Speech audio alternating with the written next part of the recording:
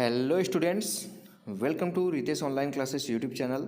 बच्चों, आपके लिए मैं आज की इस वीडियो में लेके आया हूँ अंडरस्टैंडिंग लॉज यानी कि कानूनों की समझ के प्रश्न उत्तर। और इस वीडियो में मैं आप लोगों का स्वागत करता हूँ। इस वीडियो में आप लोगों के लिए पाठगत प्रश्न जो होते हैं यानी कि जो चैप्टर पढ़ाते समय जो क्वेश्चन पूछे जाते हैं और जो अभ्यास के क्वेश्चन होते हैं सारे क्वेश्चन कराऊंगा। इस एक ही वीडियो में कंप्लीट क्वेश्चन हो जाएंगे आप लोगों को, अन्य कोई भी यहाँ पे वीडियोज़ नहीं देखनी पड़ेंगी। तो चलिए स्टार्ट करते हैं आज का वीडियो कानूनों की समझ के क्वेश्चन आंसर। अगर वीडियो अच्छी लगती है, आप लोगों को लाभ मिलता है तो प्लीज़ वीडियो को लाइक कर दीजिएगा। बिल्कुल समय नहीं लगता, नीचे लाइक बटन है उस पर क्लिक करके लाइक कर दीजिएगा। और अगर ऐसी वीडियो अगर आप लोगों को देखनी है एनसीईआरटी के क्लास 6 से लेके क्लास 12 तक के सभी विषयों की क्लासेस आपको फ्री में देखनी है तो आप लोग चैनल को सब्सक्राइब कर लीजिए। वीडियो के नीचे सब्सक्राइब लिखा हुआ बटन आ रहा होगा, उस पर क्लिक करके सब्सक्राइब कर लीजिए और ऑल नोटिफिकेशन ऑन कर लीजिए। चलिए स्टार्ट करते हैं। पहला क्वेश्चन, एक स्थिति के बारे में यहाँ पे बताया गया है, उसको पढ़ना है। इस स्थिति को पढ़ें और नीचे दिए गए प्रश्नों के उत्तर दें। एक सरकारी अधिकारी के बेटे को जिला अदालत ने 10 साल की सज़ा सुनाई है। ठीक है, समझ गए। एक सरकारी अधिकारी के बेटे को जिला अदालत ने 10 साल की सज़ा सुनाई है। इस वजह से वह सरकारी अधिकारी अपने बेटे को भाग निकलने में मदद करता है। क्या आपको लगता है कि उस सरकारी अधिकारी ने सही काम किया? क्या उसके बेटे को केवल इसलिए कानून से माफ़ी मिल जानी चाहिए कि उसका बाप आर्थिक और राजनीतिक रूप से बहुत ताकतवर है? ठीक, तो यहाँ पे देखेंगे उत्तर इसका लिखा गया है, सरकारी अधिकारी ने सही काम नहीं किया। आप सभी को भी समझ में आ रहा होगा कि सरकारी अधिकारी ने सही काम नहीं किया है, बल्कि उसने अपने पद का दुरुपयोग किया है। दूसरा पॉइंट है, अधिकारी के बेटों को इस आधार पर माफ़ी नहीं मिलनी चाहिए कि उसका पिता आर्थिक और राजनीतिक रूप से ताकतवर है। ऐसा नहीं होना चाहिए ना कि लोकतंत्र में आप हैं तो ऐसा नहीं होना चाहिए कि कोई भी अधिकारी है, कोई भी बड़ा आदमी है तो उसको अपने पद के अनुसार, उसके रुतबे के अनुसार आर्थिक रूप से या फिर राजनीतिक रूप से वो सक्षम है तो उसके बेटे को माफ़ी मिल जानी चाहिए। ऐसा नहीं है। यहाँ पे सब लोग समान हैं लोकतंत्र में। कोई भी अधिकारी, कोई भी नेता, किसी का भी कोई बेटा हो, उसको किसी भी गुनाह अगर किया है तो जैसे सामान्य इंसान को सज़ा मिलती है वैसे उसको भी सज़ा मिलेगी। लोकतंत्र में सभी लोग समान हैं। दूसरा प्रश्न है, इस किताब में मनमाना शब्द का इस्तेमाल पीछे भी आ चुका है। अध्याय 1 के शब्द संकलन में आप इसका मतलब पढ़ चुके हैं। अब एक कारण बताइए कि आप 1870 के राजद्रोह कानून को मनमाना क्यों मानते हैं। 1870 का राजद्रोह कानून किस प्रकार कानून के शासन का उल्लंघन करता है? ठीक है, आपके पेज में आप जाएंगे एनसीईआरटी की बुक में तो 45 पेज पे है, 45 नंबर पेज पे ये क्वेश्चन मिल जाएगा आपको। अब यहाँ पे आप लोगों को पता होना चाहिए कि 1870 का जो कानून था अंग्रेज़ों का वो क्या था, उसी के बारे में मनमाना क्यों कहा गया उसको। तो राजद्रोह कानून 1870, इस कानून के अनुसार अगर कोई भी व्यक्ति भारतीय ब्रिटिश सरकार का विद्रोह करता है, विरोध करता है या फिर उसकी आलोचना करता है तो उस पर मुकदमा चलाए बिना ही उसको गिरफ्तार कर लिया जाएगा, ये कानून कहता था। ऐसा भी नहीं होगा कि उसके ऊपर मुकदमा किया जाएगा, डायरेक्ट उसको गिरफ्तार कर लिया जाएगा अगर वो इंसान, वो व्यक्ति अंग्रेज़ों का यहाँ पे विरोध करेगा तो। मनमाना क्यों, ये शब्द आपको जानना होगा। कानून सभी को समान रूप से लागू होता है, समान रूप से सब पर लागू होता है, आप सभी को पता है। परंतु यह कानून ब्रिटिश सरकार द्वारा केवल भारतीयों पर लागू था, जो भारतीय नागरिक थे उनके ऊपर लागू था। ऐसा नहीं कि कानून जो है वो सभी पे समान रूप से लागू था, इसलिए इसको मनमाना कहा गया था। समझ गए होंगे आप लोग कि इस कानून को 1870 के जो राजद्रोह कानून था उसको मनमाना क्यों कहा गया, क्योंकि वो सभी लोगों पर समान रूप से लागू नहीं था।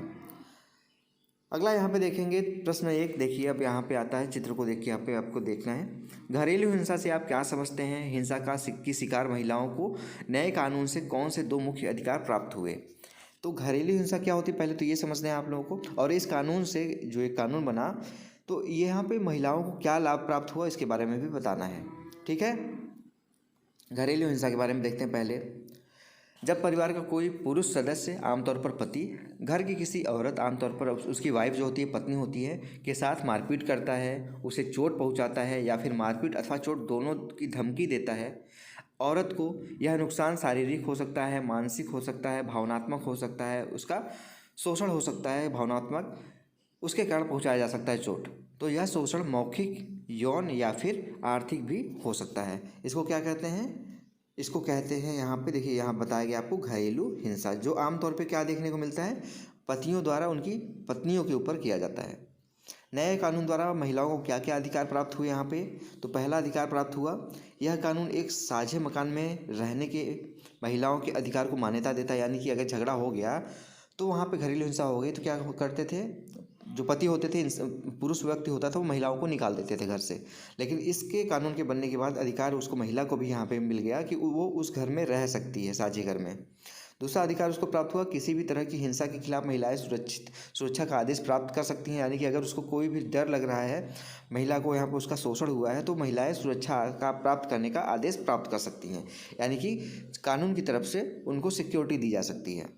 तीसरा अधिकार है, महिलाएं अपने इलाज और अन्य खर्चों के लिए आर्थिक सहायता प्राप्त कर सकती हैं अपने, जिन्होंने उनको यहाँ पे जिन घरेलू हिंसा की है उनसे।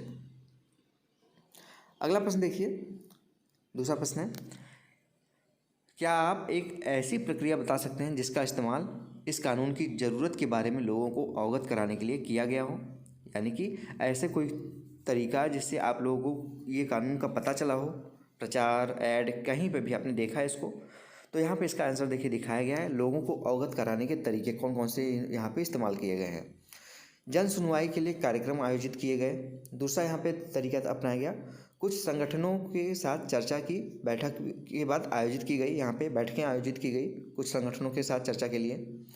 तीसरा यहाँ पे तरीका अपनाया गया, संवाददाता सम्मेलन बुलाए गए, यानी कि प्रेस को बुलाया गया जिससे प्रेस वाले उस चीज़ को फिर फैला सकें आगे। चौथा यहाँ पर तरीका अपनाया गया, कंप्यूटर पर एक ऑनलाइन याचिका शुरू की गई, यानी कि कंप्यूटर से आप ऑनलाइन याचिका के तरीके से उस पर अप्लाई कर सकते थे। आगे देखिए, यहाँ पे संवाददाता यहाँ पे है, उसके बाद यहाँ पे दो लोग एक दूसरे से मौखिक रूप से इसको आगे बढ़ा रहे हैं। तीसरा प्रश्न है यहाँ पे, उपरोक्त चित्र कथा पट को पढ़कर बताइए कि लोगों ने कौन से दो तरीके से संसद पर दबाव बनाया। अब यहाँ पे आप अपनी बुक में देखिएगा फिगर, उसको देख के आप समझ सकते हैं, लेकिन यहाँ पे अगर आपको समझ नहीं आता तो संसद पर दबाव बनाने के दो तरीके यहाँ पे मैंने बताए हैं, यहाँ पे उसको ध्यान से सुनिएगा। पहला तरीका है, वकीलों, कानूनों के विद्यार्थियों और समाज वैज्ञानिकों के संगठन लॉयर्स कलेक्टिव ने राष्ट्रव्यापी चर्चा के बाद घरेलू हिंसा विधेयक का मसौदा तैयार किया। यानी कि जो वकील थे, लॉयर्स थे, यानी कानून के जो ये लॉ की पढ़ाई कर रहे थे, जो सामाजिक संगठन के कुछ व्यक्ति थे, ठीक है, कलेक्टिव रूप से सब लोग मिल के राष्ट्रव्यापी चर्चा हुई। उसके बाद घरेलू हिंसा विधेयक पर यहाँ पे मसौदा उसका तैयार किया गया, कानून तैयार किया गया। महिला संगठनों और राष्ट्रीय महिला आयोग ने संसदीय स्थायी को अपने सुझाव सौंप दिए, यानी कि संसद को वो अपने सुझाव सौंपे, उसके बाद इस कानून को वहाँ पे लागू किया गया। पोस्टर अध्ययन प्रश्न है, बगल में दिए गए पोस्टर में के बराबरी के रिश्ते हिंसा के मुक्त वाक्य खंड के से आप क्या समझते हैं? यहाँ पर देखिए एक वाक्य लिखा गया है, जिन औरतों के साथ हिंसा या दुराचार होता है उन्हें आमतौर पर पीड़ित माना जाता है। इन हालात से उबरने के लिए औरतें तरह तरह के से संघर्ष करती हैं। इसके लिए उन्हें पीड़िता की बजाय सर्वाइवर कहना ज़्यादा बेहतर है। इस अंग्रेजी शब्द का अर्थ है बचा रहे, जो बचा रहे। सर्वाइवर का अर्थ होता है जो बचा रहे। यहाँ पे देखिए इस तरीके से यहाँ पे फिगर दिखाया गया है। उत्तर है देखिए यहाँ पे, बराबरी के रिश्ते हिंसा से मुक्त का अर्थ, बराबरी के रिश्ते हिंसा से मुक्त का अर्थ यहाँ पे बताया गया है 2 पॉइंट में। स्त्री और पुरुष दोनों बराबर माना जाता है उनको, लिंग के आधार पर कोई भेदभाव नहीं होना चाहिए। दूसरा पॉइंट बताया गया है, महिलाओं के साथ किसी प्रकार की मारपीट, यौन उत्पीड़न या आर्थिक एवं भावनात्मक पीड़ा न पहुंचाया जाए उनको, ठीक है, किसी प्रकार की पीड़ा न पहुंचाया जाए, या फिर ये न किया जाए कि आप लड़की हैं, आप महिला हैं तो आपके साथ भेदभाव किया जाए। यही है बराबरी के रिश्ते हिंसा से मुक्त। अब अभ्यास के क्वेश्चन आते हैं। अभी तक तो थे आपके जो चैप्टर के बीच के क्वेश्चन थे, मैंने कहा था कि सारे क्वेश्चन कराऊंगा, तो चैप्टर के बीच वाले सारे क्वेश्चन हो गए। अब अभ्यास के क्वेश्चन है, थोड़े से क्वेश्चन है, याद देख लीजिए। प्रश्न है पहला, कानून का शासन पद से आप क्या समझते हैं? कानून का शासन जो वर्ड है ये, इसे क्या समझते हैं? अपने शब्दों में लिखिए। अपना जवाब देते हुए कानून के उल्लंघन का कोई वास्तविक या काल्पनिक उदाहरण भी आपको देना है। तो कानून का शासन क्या है, सब इसको समझते हैं। सभी कानून देश के सभी नागरिकों पर समान रूप से लागू होते हैं। कानून से ऊपर कोई नहीं है। दूसरा पॉइंट है, कानून जाति और धर्म के आधार पर लोगों के बीच कोई भेदभाव नहीं करता। तीसरा पॉइंट है, किसी भी अपराध या कानून के उल्लंघन की एक निश्चित सज़ा है। जैसे कोई अगर आप कानून का उल्लंघन करते हैं, रेड लाइट जंप करते हैं, तो आपका चालान कटेगा। ठीक है, ये आपका निश्चित है कि सज़ा मिलेगी। कानून उल्लंघन का उदाहरण, यदि कोई व्यक्ति वाहन चलाते समय लाल बत्ती पार करता है तो यह यातायात के नियमों का उल्लंघन है, जो अभी हमने आपको बताया है। उदाहरण भी आपको पता चल गया। दूसरा प्रश्न है, इतिहासकार इस दावे को गलत ठहराते हैं कि भारत में कानून का शासन अंग्रेजों ने शुरू किया था। इसके कारणों में से 2 कारण बताना है आपको। यहाँ पे इतिहासकार जो हैं, जो पुरानी चीज़ों को बताते हैं, उन्होंने कहा, बहुत लोग कहते हैं ना कि भारत में कानूनों का शासन अंग्रेजों ने शुरू किया, तो इतिहासकार जो है वो गलत उसको बताते हैं कि ऐसा नहीं है। तो वो नहीं है बोलते हैं, तो इसका कारण भी आपको बताना पड़ेगा। तो 2 कारण यहाँ पर पूछा गया है। देखिए, पहला कारण है, ब्रिटिश सरकार ने कानूनों को मनमाने तरीके से लागू किया था। तो ये कहना कि भारत में कानून का निर्माण, जो शासन चलाया, वो अंग्रेज़ों ने चलाया, क्योंकि एक यहाँ पे उदाहरण है, जो 1870 का राजद्रोह कानून था, इसको ही उन लोगों ने सही से नहीं अप्लाई किया था, बस ये भारतीयों पे अप्लाई होता था। दूसरा यहाँ पे पॉइंट है, ब्रिटिश भारत में कानून के विकास में भारतीय राष्ट्रविदों ने महत्वपूर्ण भूमिका निभाई थी। यानी कि जो कानून उसमें बन रहे थे, वो कानून सिर्फ अंग्रेज नहीं बना रहे थे, उसको हेल्प कर रहे थे जो भारत के राष्ट्रवादी थे। तो ऐसा कहना कि ये सिर्फ अंग्रेजों की देन है, ये बिल्कुल गलत है। अगला प्रश्न है, घरेलू हिंसा पर नया कानून किस तरह बना? महिला संगठनों ने इस प्रक्रिया में अलग अलग तरीके से क्या भूमिका निभाई? अपने शब्दों में लिखिए।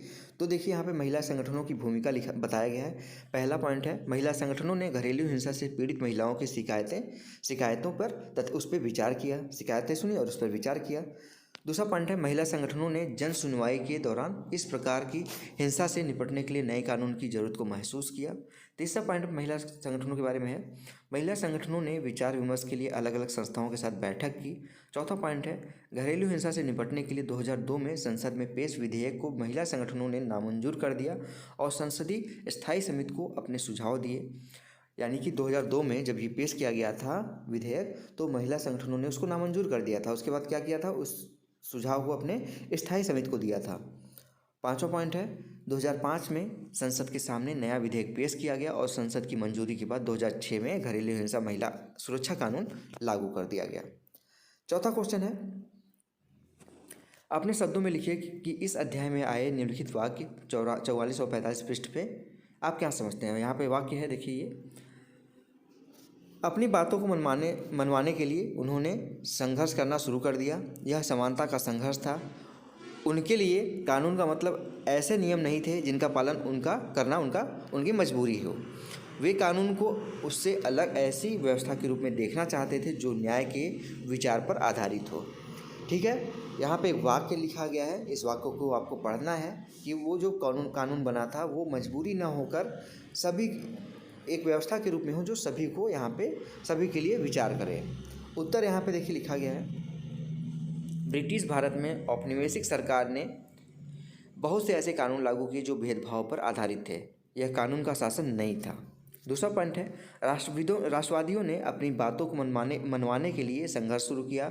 यह संघर्ष समानता पर आधारित था, क्योंकि वे ऐसे कानून चाहते थे जो भारतीय और ब्रिटिश लोगों को एक जैसा हो, सभी के लिए समान हो।